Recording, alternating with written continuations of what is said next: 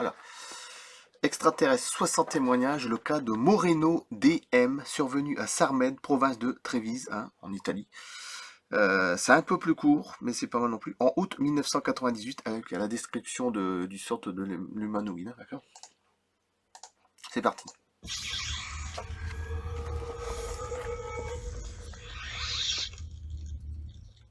Professeur Antonio Sciumiento, extraterrestre, 60 témoignages, édition Dauphin.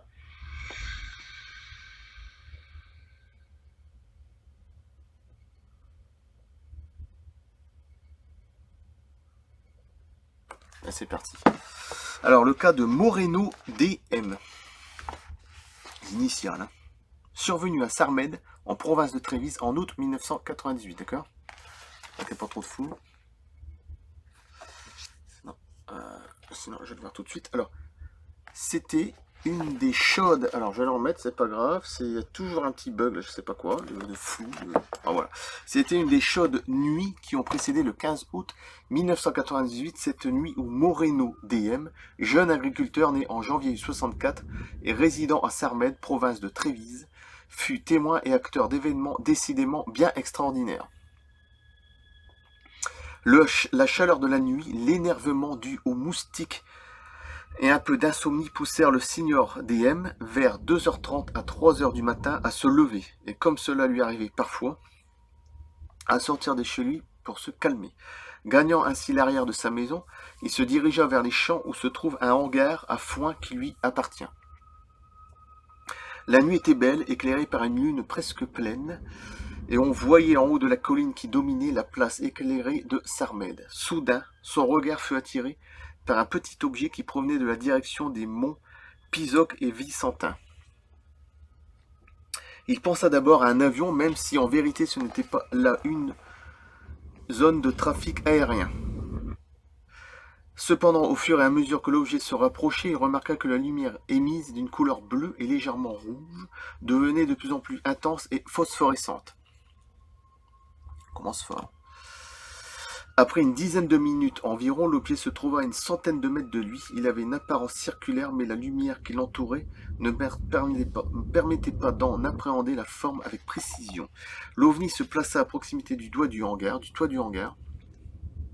à une hauteur d'environ 4 à 5 mètres.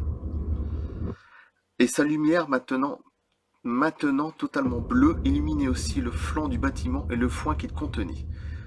Le témoin se rappelle avoir entendu également un bruit bizarre, pas particulièrement fort en intensité et qui semblait venir de loin.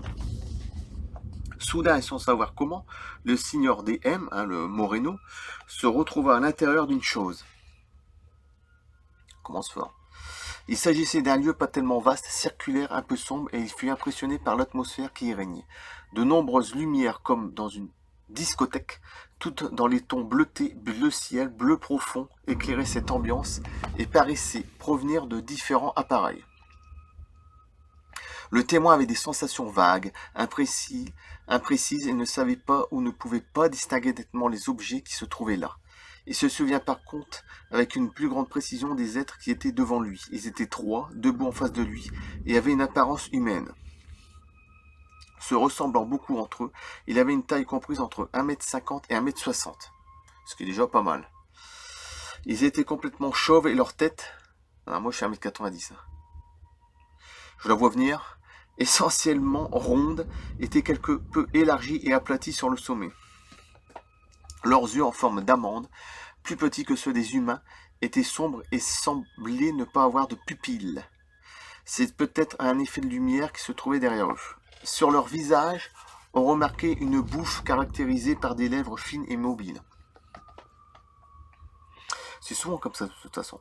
Leurs oreilles étaient proportionnées, même si elles restaient petites et peu visibles. Un cou carrément court soutenait leur tête. Leur corps était robuste et ils paraissaient porter une combinaison, pas comme celle des astronautes, qui, bien que moulante, subissait des plis dans certaines parties du corps.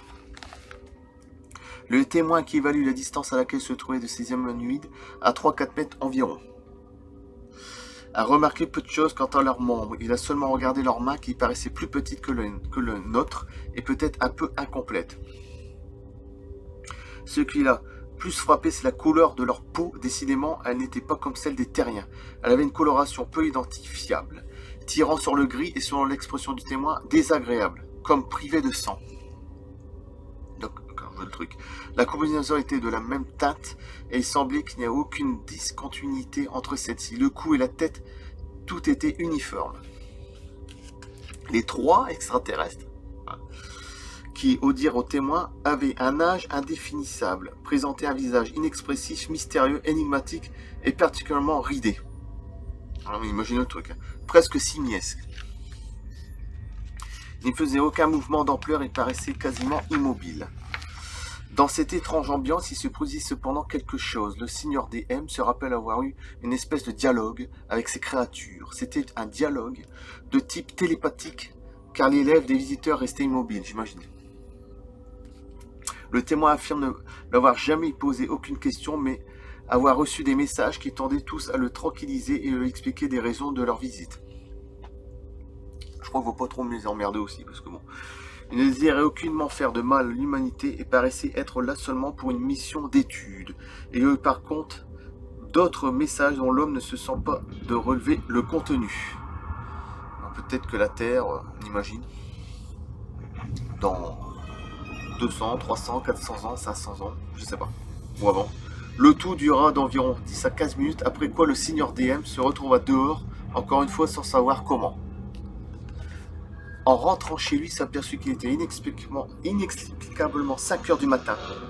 Il dormit peu et mal, c'est missing time, temps manquant. Il dormit peu et mal, et en se réveillant, il raconta son étrange rencontre à sa femme. Elle va le prendre pour un...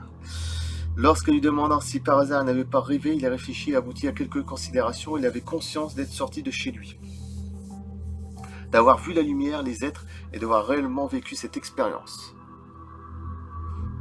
À son avis, il ne s'agit absolument pas d'un rêve dans la mesure où cela lui aurait procuré d'autres types de sentiments et d'émotions. Bah oui. Il ne sut pas en revanche comment faire cadrer les heures, les quelques 15 minutes passées à l'intérieur. Comment pouvaient-elles être compatibles avec 5 heures du matin? Déjà, il y a une grosse différence. Peut-être ces humanoïdes étaient-ils capables de faire s'écouler le temps d'une manière différente? Bah déjà, c'est pas une dimension. Donc le temps s'écoule différemment. C'est même pas peut-être la faute des humanoïdes, c'est la faute que la dimension n'est pas pareille.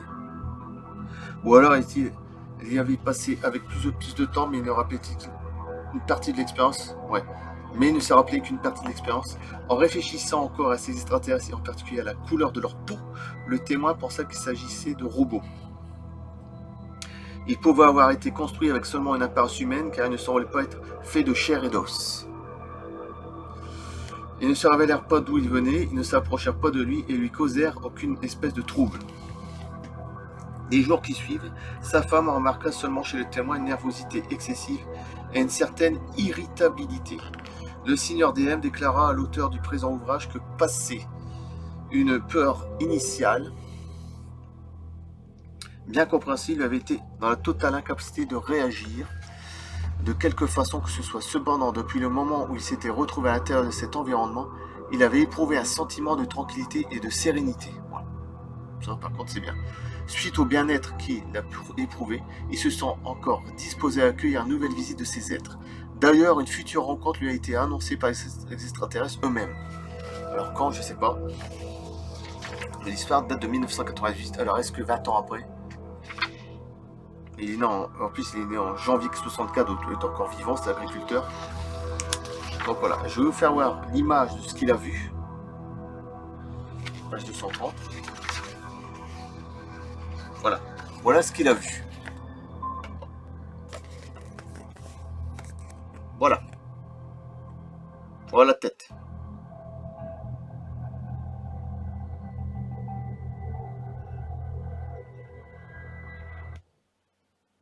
Je peux pas faire mieux. Hein.